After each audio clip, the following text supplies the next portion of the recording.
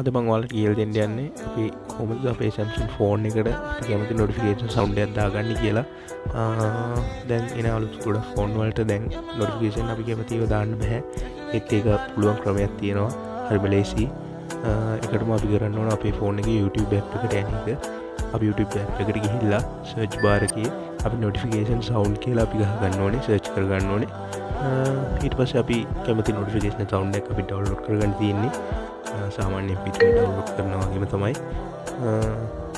අපි කැමති එකක් අපිට ඕන ඒ notification දාන්න ආස එකක් අපි download කරලා ඊට පස්සේ අපි app එකෙන් back වෙනවා.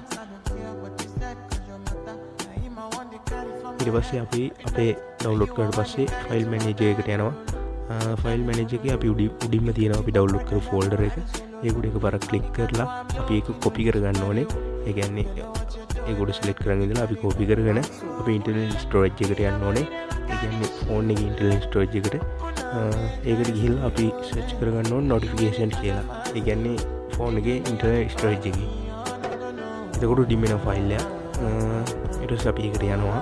ගිහිල්ලා අපි කොපි කරගත්තු එක ඒක පේස්ට් කරනවා. ඒ කියන්නේ අපි අලුත් අර MP3 එක notification sound එක. ඒක අපි කොපි කරලා අපි එකෙන් back වෙනවා. ඊට පස්සේ අපි යනවා අපේ ෆෝන් එකේ setting වලට. අපේ setting වලට ගිහලා setting වල තියෙනවා notification කියලා. ඊට පස්සේ notification කියන එකට අපි ගියාට පස්සේ අපි යටට යනවා. ඊට පස්සේ notification sound කියලා එකක් තියෙනවා. ඒකෙත් අපි ගියාම notification sound කියලා එකක් තියෙනවා වෙනම. ඒකට ගියාම මෙන්න අපි තියෙනවා download කරපු folder එක.